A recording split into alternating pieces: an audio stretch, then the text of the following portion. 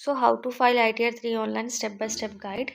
पहले आपको अपनी वेबसाइट पे लॉगिन करना है। इनकम टैक्स की जो AIS स्टेटमेंट होती है ना, वो आप इंस्टॉल कर लेंगे, डाउनलोड कर लेंगे।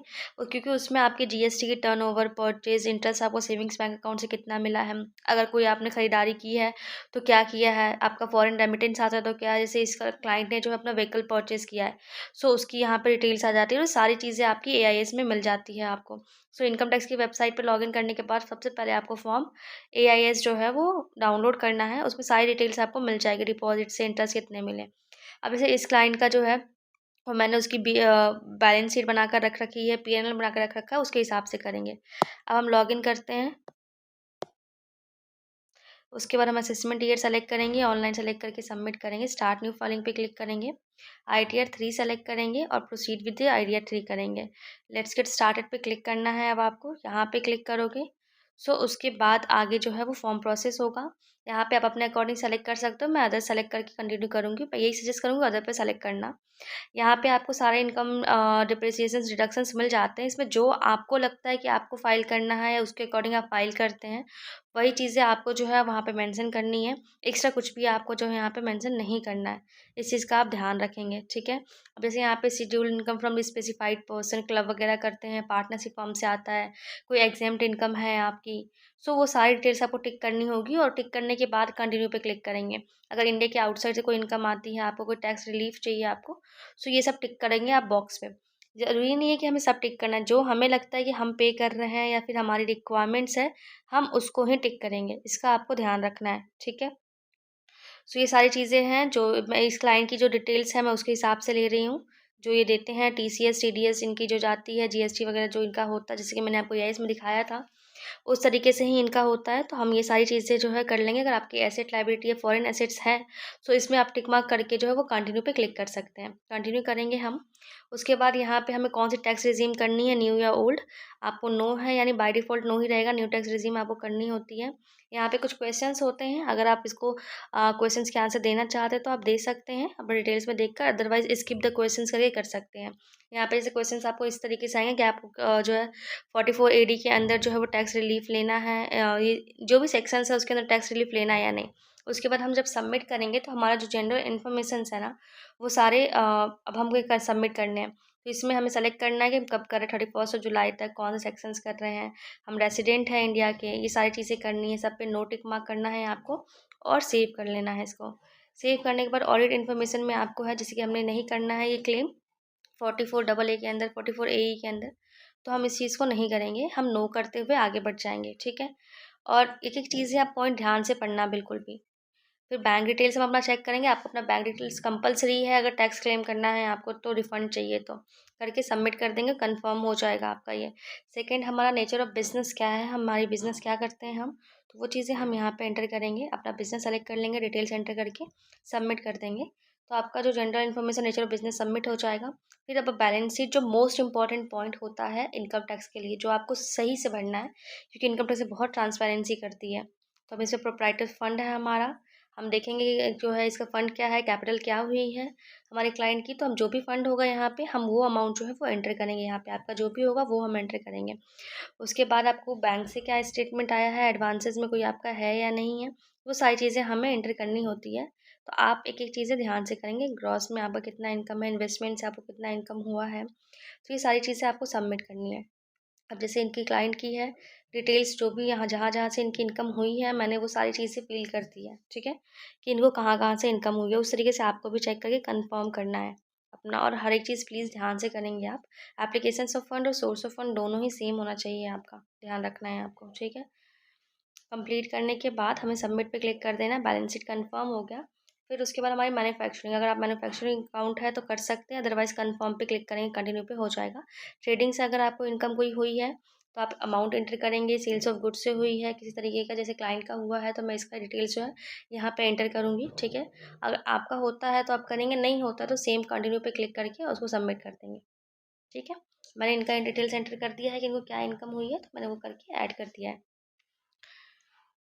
अब ड्यूटीज़ एंड टैक्सेस जो है आपको गुड्स पे जितने भी हुए हैं वो कर सकते हैं, नहीं तो मैं सबमिट करूँगी यहाँ पे।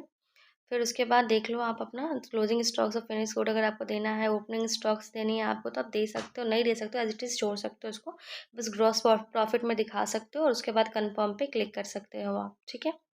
तो इस तरीके से है, यहाँ पे सारी पॉइंट्स हैं, डायरेक्ट एंड एक्सपेंसेस अगर आपकी हैं, किस तरह की डायरेक्ट एक्सपेंसेस आप कर रहे हो, तो ये सारी चीज़ें देख सकते हो। तो इस तरीके से ट्रेडिंग अकाउंट हमने कर दिया सबमिट। अब हमें पीएनएल करना है, ये भी एक इम्पॉर्टेंट पॉइंट होता है जो हमें चेक करना होता है, जिसकी हमने बैलेंस शीट किया था। अब इसमें देखो सारे पॉइंट्स मैच होने चाहिए। Provisions of tax and appropriation इतना ही अमाउंट 31,07,492 है। बैलेंस जो कैरिड आउट हुआ है वो है, और credit of the profit and loss account ये है। जो मैंने पिछले प्रीवियस इनका क्लाइंट का भरा था ना, वही डिटेल्स यहाँ पे, तो सभी मैच होने चाहिए यहाँ पे, इसका ध्यान रखना है आपको। उस तरीके से सारी इनकी जब रेंट की इनकम है तो मैं वो भी इंक्लूड करूँगी इनकी। अगर आपकी है तो कर सकते हैं, पावर एंड फ्यूल वगैरह में कुछ डालने की ज़रूरत नहीं है आपको। अदरवाइज़ आप जो है इसमें से सब एक-एक पॉइंट पढ़ सकते हैं। अगर आपको कुछ भी बेनिफिट्स वगैरह अगर मिली है तो उसको एंटर करके सेव करेंगे और फिर उसके बाद सबमिट करेंगे। यहाँ पे नेट प्रॉफ़िट, डेबिट प्रॉफ़िट और लॉस अकाउंट में, ठीक है? आप अपना एंटर करके एडिट पे क्लिक करके सब कुछ करना है आपको। जो भी अमाउंट है एंटर करनी है, ईज़िली एंटर करना, आराम से पढ़ के एंटर करना, क्रॉस वेरीफ़ाई कर लेना। यहाँ पे जो भी क्लाइंट्स का था इंटरेस्ट अमाउंट और फिर डेप्रिसिएशंस, तो वो सारी चीज़ें मैंने चेक कर लिया, उसके बाद कंटिन्यू पे क्लिक कर दिया, पेनल हो गया।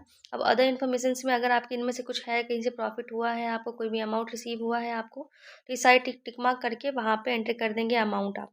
अगर नहीं है तो कंटिन्यू पे क्लिक कर देना है आपको, ठीक है। फिर यहाँ पे भी आपको कंटिन्यू पे क्लिक कर देना है, इस तरीके से बिजनेस और प्रोफेशनल इनकम पे। इसके बाद भी आपकी आगे डेप्रिसिएशंस अगर कोई है तो एंटर करना है, तो कंटिन्यू पे क्लिक करना है। ये बहुत ईजी होता है, आपको सब ऊपर बैलेंस शीट अपनी प्रॉफिट लॉस देखना होता है, अदरवाइज बाकी सब चीज़ें आप कंटिन्यू पे क्लिक करके सबमिट कर दोगे, कोई दिक्कत नहीं है। हाँ, लेकिन आपका अगर है इन कैपिटल गेन से इनकम है, आपको अदर सोर्सेज से इनकम है, तो वो एंटर करना ज़रूरी है। इस चीज़ को आप स्किप नहीं करेंगे, क्योंकि अब बहुत गवर्नमेंट ने ट्रांसपेरेंसी कर दी है, तो हमें इस चीज़ का ध्यान रखना होगा। अब जैसे इनकी इक्विटी इन शेयर है तो हम ऐड डिटेल्स पे क्लिक करेंगे, अमाउंट एंटर करेंगे, डिडक्शंस इसके अंदर आएगा तो वो ऑटोमेटिक हो जाएगा, ठीक है। सबमिट करके उसके बाद हम चलेंगे लॉन्ग टर्म कैपिटल गेन अगर है आपका, तो आप उस पर एंटर करेंगे, ऐड डिटेल्स पे क्लिक करेंगे, सारी डिटेल सेलेक्ट करेंगे कि कब 31 जनवरी से पहले या उसके बाद तक की है। उस तरीके से करके आपको सारी डिटेल्स एंटर करनी है, ऐड पे क्लिक करेंगे, वो हो जाएगा। क्लाइंट का कुछ नहीं है तो मैंने कुछ नहीं डिटेल्स एंटर नहीं किया है। वर्चुअल डिजिटल एसेट्स है अगर आपकी कुछ भी, तो एंटर करनी है, तो सबमिट करना है। अदर सोर्सेज वाले में भी पॉइंट में भी यही सेम प्रोसेस फॉलो करना है। सो आप देखते जाओ, जितने भी प्रोसेस हैं आपको फॉलो करने हैं। सेविंग बैंक अकाउंट से कितनी इंटरेस्ट मिली है आपको, डिपॉजिट से कितनी इंटरेस्ट मिली है, आगे मैंने दिखाया था क्लाइंट का, उस हिसाब से ही हमें फिल करना होता है। ये जो AIS इनकम स्टेटमेंट जो हमने डाउनलोड किया था ना, एनुअल स्टेटमेंट, उसमें सारी डिटेल्स होती है ये। तो हमें चेक करना है सारे अमाउंट जो है वो मैच कर रहे हैं या नहीं कर रहा है, ठीक है। ऑटोमेटिक रहेंगे, नहीं तो फिर एडिट पे क्लिक करके आप अमाउंट सही से एंटर करके और फिर उसको सबमिट कर सकते हो, कंटिन्यू। करंट ईयर लॉसेस अगर कोई है आपकी तो लॉस एंटर कर सकते हो, नहीं तो सबमिट वही कर सकते हो, कंटिन्यू, ठीक है। ब्रॉड फॉरवर्ड लॉसेस है या फिर तो वो भी आप कर सकते हो, कोई लॉसेस आपको होने वाली है या हुई है, सो वो भी कर सकते हो, नहीं तो फिर सबमिट कर सकते हो, ठीक है। कंप्यूट सेटअप पे करोगे, कंटिन्यू पे क्लिक करोगे आप। अब ये देख लो करंट ईयर की कोई लॉसेस है तो नहीं है, और फिर अलग अगर किसी अलाउंस के अंदर आपको चाहिए डिप्रिसिएशंस तो वो भी आप एंटर कर सकते हो, नहीं तो कंफर्म करो, क्लिक करो। स्पेशल रेट के अंदर कोई चार्जेस है आपकी तो वो कर सकते हो। सारी डिटेल्स एक बार करने, क्रॉस वेरीफाई चेक करके कंफर्म करते चले जाओगे आप। बस इसी के थ्रू फॉलो करना है आपको, ज़्यादा कुछ भी डिटेल्स नहीं है एंट्री करनी, जैसा मैं दिखा रही हूँ, आप देखते जाओ।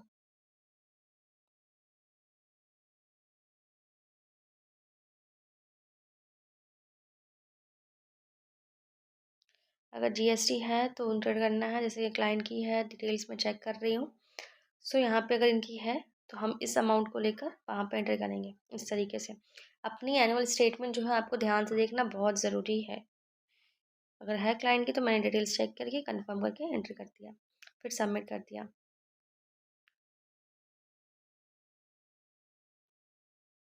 करंट ईयर में इनको इतने अमाउंट का लॉस हुआ है तो वो ऑटोमेटिक कंप्यूट होकर आ गया। हमें वो मिलाना है कि हमने सारी चीज़ें सही से इनका कंफर्म की है कि नहीं, डिटेल्स सही से एंटर किया है या नहीं किया, और सबमिट करना है। फिर टैक्स पेड जो है, टोटल इनकम कर दिया हमने, टैक्स पेड चेक करेंगे हमारा टैक्स कितना पे करने के लिए आ रहा है, हमारा TDS कितना है, TCS कितना है, ठीक है।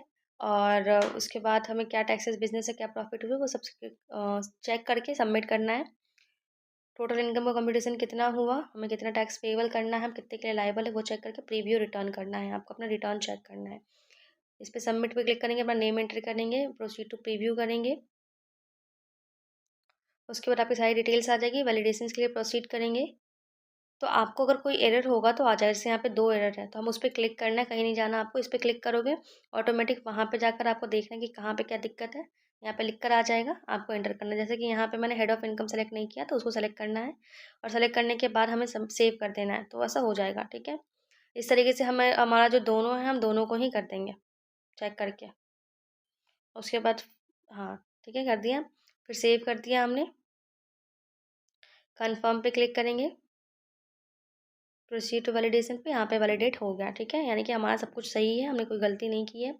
आगे हम प्रोसीड टू वैलिडेशन करेंगे, ई वेरीफाई नाउ करेंगे, कंटिन्यू पे क्लिक करेंगे। आपका यहाँ पे डिटेल्स आएगा, वेरीफाई आधार से लिंक जो मोबाइल नंबर ओटीपी रहेगा वो आएगा, आपको ओटीपी रिसीव होगा, वो ओटीपी आपको यहाँ पे सबमिट करना होगा।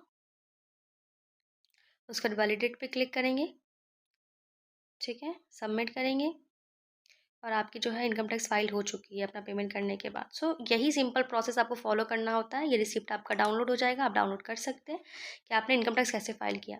सो आई होप कि आपको वीडियो से समझ में आ गया कि ITR 3 कैसे फाइल करते हैं। यही